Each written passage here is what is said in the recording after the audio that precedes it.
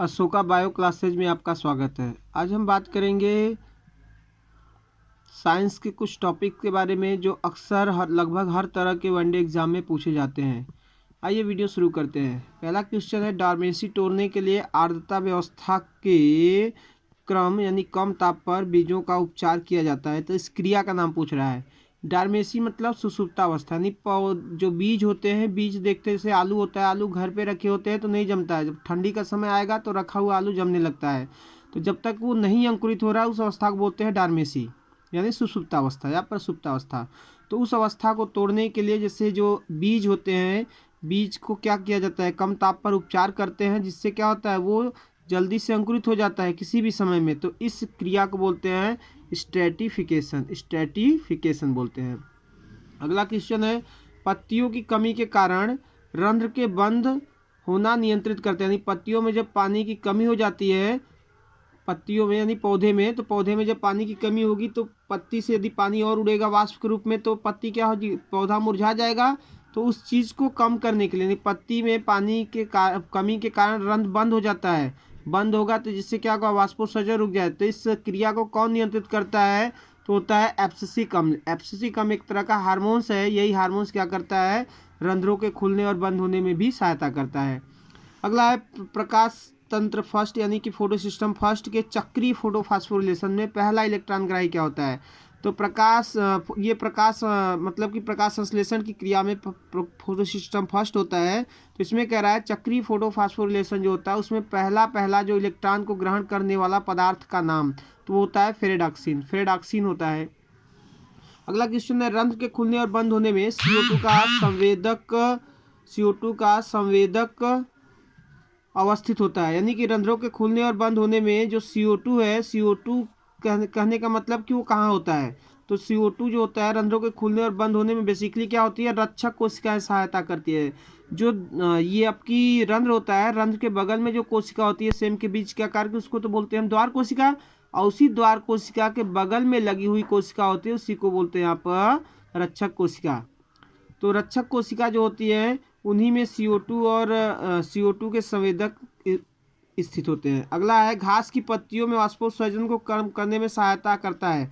तो घास की पत्तियां जो होती हैं उसमें वाष्पोत्सर्जन को रोकने के लिए उसमें विशेष प्रकार की कोशिकाएं पाई जाती है, जिस कोशिकाओं का नाम है बूलीफार्म कोशिका। क्या नाम है, बूलीफार्म कोशिका। तो बूलीफार्म कोशिकाएं जो होती हैं ये पाई जाती है जब धूप बहुत ज़्यादा होगा तो तब पानी वाष्प के रूप में ज़्यादा उड़ेगा पत्तियों से, तो पत्तियां क्या होती है, रोल कर जाती है, आपस में लिपट जाती है, माने कि एक पाइप नुमा संरचना बना देते, तो लिपट जाती है। तो लिपटने में कौन सहायता करती है, बूलीफार्म कोशिकाएं। तो बूलीफार्म कोशिकाएं क्या करती है, वाष्पोत्सर्जन को रोकती है। किस प्रजाति में, घास वाली प्रजाति में। रंगहीन लवक को क्या बोलते हैं, तो रंगहीन लवक को क्या बोलते हैं, ल्यूकोप्लास्ट। जिसमें वर्णक नहीं होता है ल्यूकोप्लास्ट, ये क्या करते हैं, भोज्य पदार्थ को स्टोर करते हैं, जैसे कि प्रोटीन हो गया, कार्बोहाइड्रेट हो गया, वसा हो गया, इन सबको क्या करते हैं, स्टोर करने का काम करते हैं। प्रोटीन जो होता है, प्रोटीन प्रकृति का वर्णक, यानी प्रोटीन जो होता है, प्रोटीन प्रकृति का वर्णक माने ऐसा वर्णक या पिगमेंट्स या रंग जो किसमें क्या पाया जाता है, प्रोटीन स्वभाव का वर्णक कौन सा है, तो फाइकोएरिथ्रिन है। फाइकोएरिथ्रिन में क्या पाया जाता है, प्रोटीन। अगला है, पुष्पन तथा बीजों के अंकुरण में सहायक, यानी पुष्प माने फूल लगने में तथा बीजों के अंकुरण दोनों में सहायता कौन करता है, तो फाइटोक्रोम ये हार्मोन है जो क्या करता है, फूल लगने और बीजों को जमने में सहायता करता है। वाष्पोत्सर्जन मापने वाला यंत्र, वाष्पोत्सर्जन क्या है, पौधे का जो वायवीय भाग होता है उस भाग से जब जल हानि फालतू का पानी उड़ता है वाष्प के रूप में तो उसको बोलते हैं वाष्पोत्सर्जन। तो वाष्पोत्सर्जन को नापने वाला उपकरण क्या कहलाता है, पोटोमीटर। वो कोई भी पोटोमीटर हो, गैनांक पोटोमीटर या जो भी पोटोमीटर होता है, पोटोमीटर के द्वारा ही नापते हैं। अगला है, माइटोकॉन्ड्रिया का चिन्हक एंजाइम, यानी माइटोकॉन्ड्रिया में पाया जाने वाला एंजाइम, सीधी सी बात है, तो सक्सिनिक डिहाइड्रोजिनेज एंजाइम किस में पाया जाता है, माइटोकॉन्ड्रिया में। पत्तियों के सिरों से जल हानि को क्या कहते हैं, यानी पत्ती जो होता है, पत्ती के बीच में जो नस जैसी संरचना है उसको बोलते हैं मध्य सिरा। तो उसी से क्या होती है, नली जैसी संरचना होती है, तो पत्ती के किनारे से डायरेक्ट बूंद बूंद के रूप में पानी गिरती है, तो इसी क्रिया को बोलते हैं बिंदु स्राव या गटेशन। तो बिंदु स्राव किसमें होता है, साकी पौधे, जिससे कि मकोई, टमाटर, या आलू, अरवी, बंडा, आलू, ये सब में क्या होता है, उसकी पत्तियों से सब सुबह के समय देखेंगे कब जब पानी जरूरत से ज़्यादा उसमें अवशोषित हो जाता है तो उसमें पत्ती में से बूंद के रूप में गिरता है, तो उसी को बोलते हैं बिंदु स्राव। भूरे शैवालों में स्थित वर्णक, तो भूरे शैवाल जो होते हैं उसमें रंगीन होने का भूरा रंग, उसमें कौन सा वर्णक होता है, फ्यूकोजेंथिन। फ्यूकोजेंथिन के कारण ही किस रंग के होते हैं, भूरे रंग के होते हैं। फाइटोक्रोम की खोज किसने किया था, फाइटोक्रोम अभी बात हुई थी, फाइटोक्रोम क्या करा था, पुष्प और बीजों के अंकुरण में, माने फूल, पौधे में फूल लगना और बीजों के अंकुरण में सहायता करता था। वही कह रहा है फाइटोक्रोम की खोज सबसे पहले किसने किया था, तो सबसे पहले खोज किया था गार्नर और एलार्ड ने। गार्नर और एलार्ड ने इसका खोज किया था। प्रकाश संश्लेषण में O2 निकलता है, कह रहा है प्रकाश संश्लेषण जो होता है उसमें ऑक्सीजन किससे निकलता है, प्रकाश संश्लेषण में दो चीजें भाग लेती है, एक CO2 एक H2O। CO2 में भी CO2 ऑक्सीजन है, H2O में भी ऑक्सीजन है। ये कह रहा है कि जो ऑक्सीजन है प्रकाश संश्लेषण में ऑक्सीजन किससे निकलता है, CO2 से कि H2O से। तो देखिए प्रकाश संश्लेषण में जो पहली अभिक्रिया होती है प्रकाश अभिक्रिया, उसमें सिर्फ जल का अपघटन होता है, जल के अपघटन से ही ऑक्सीजन निकलता है, यानी कि ऑक्सीजन निकलने में निकलता जो है ये O2, ये O2 किससे निकलता है, जल वाला ऑक्सीजन है, न कि CO2 वाला। अगला है जौ के अंकुरण, जौ जो होता है उसका बीज के अंकुरण के दौरान अल्फा एमाइलेज एंजाइम बनता है, तो ये उसकी बीज का कौन सा परत स्रावित करता है, तो जो जीव ये जो आपके बीज हैं, यानी कि एक बीज पत्री पौधा होता है आपका जौ, ऐसे ही गेहूं हो गए, तो ये सब जो होती है उसके छिलका जो होता है, छिलका के जस्ट नीचे एक पतली परत होती है प्रोटीन की, उसी को बोलते हैं इल्यूरान परत। इल्यूरान परत ही क्या करता है, अल्फा एमाइलेज एंजाइम स्रावित करता है। कौन प्राकृतिक वृद्धि हार्मोन नहीं है, माने ऐसा कौन सा हार्मोन है जो प्राकृतिक नहीं है, वृद्धि हार्मोन तो है, बढ़ाता है पौधे में, लेकिन ये प्राकृतिक रूप से नहीं यानी कृत्रिम है, तो कृत्रिम हार्मोन कौन सा है, TIBA। अगला है बीज प्रसुप्ति पौधों की सहायता करता है, बीज प्रसुप्ति पौधों की सहायता करता है, नहीं कह रहा है जो बीज होते हैं हम हमेशा नहीं अंकुरित होते हैं, जैसे आप खुद ही अनुभव किए होंगे बरसात के सीजन में ढेर सारे घास उग जाते हैं पूरे जगह पे, फील्ड पे या जहाँ भी, और बाकी हर सीजन में नहीं उगते हैं। तो कहने का मतलब जब तक नहीं उग रहे हैं तो उस तरह के बीज क्या है, सुप्तावस्था में, शांत अवस्था में, निष्क्रिय अवस्था में। तो कह रहा है बीज प्रसुप्ति पौधे की सहायता करता है, बीज जब नहीं जमते हैं तो उससे फायदा क्या होता है पौधे को, तो इससे क्या होता है प्रतिकूल मौसम से बचे रहते हैं। मान लो ये बीज अंकुरित हो गया गर्मी के समय में, पता लगे पानी से सूख जाएगा, पानी के कमी के, तो अब इससे बचने के लिए, यानी बीज जो है जो प्रसुप्ति अवस्था में यानी कि जो अंकुरित नहीं हो रहे हैं, तो उससे फायदा क्या होता है, यानी सीजन आने पर ही अंकुरित होते हैं, बाकी समय में नहीं जमते हैं, तो उस अवस्था को बोलते हैं प्रसुप्ति अवस्था। तो इससे फायदे क्या मिलता है पौधे को, तो प्रतिकूल मौसम में वो क्या होता है, बचा रहता है, नहीं तो वो नष्ट हो जाता है।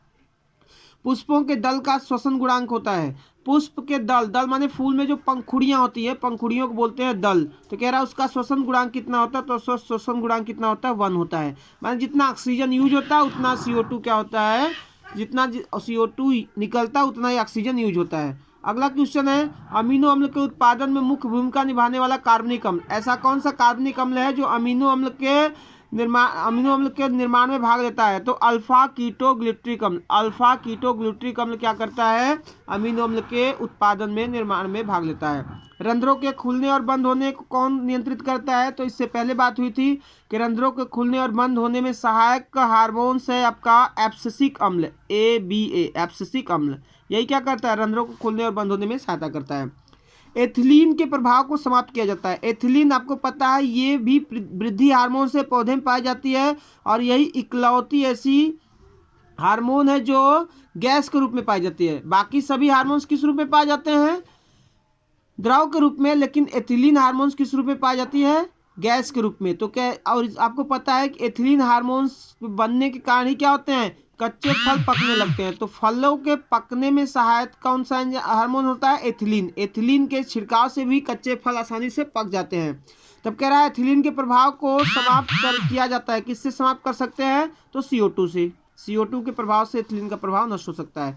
ATP के एक अणु में उत्पन्न ऊर्जा, कह रहा है ATP के एक अणु से कितना ऊर्जा उत्पन्न होता है, आपने पढ़ा था कि एक ग्लूकोज के अणु से 673 किलो कैलोरी ऊर्जा उत्पन्न होता है, श्वसन में ग्लूकोज के एक अणु से 673 किलो कैलोरी ऊर्जा और 38 ATP बनते हैं। कह रहा है एक ATP से कितना ऊर्जा उत्पन्न होता है, तो एक ATP से उत्पन्न ऊर्जा जो होता है वो 7.3 किलो कैलोरी होता है, 7.3 किलो कैलोरी।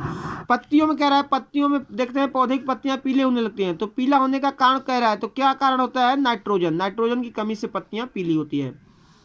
क्लोरोफिल में उपस्थित धातु, जैसे हम लोगों के हीमोग्लोबिन जो ब्लड है, आरबीसी है, लाल बहिर्ग कणिका, तो वो लाल किसके कारण होता है? हीमोग्लोबिन। तो हीमोग्लोबिन में कौन सा धातु होता है? आयरन।